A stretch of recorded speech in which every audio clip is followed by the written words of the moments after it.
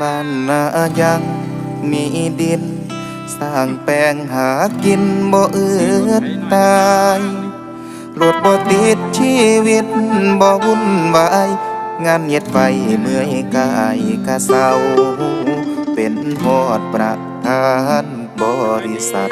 บ่ต้องขาดบ่ต้องแข่งแต่งเองเฮาลูกจ้างนายจ้างกะเฮาคือเก่าวงประชุมคือภาคเขา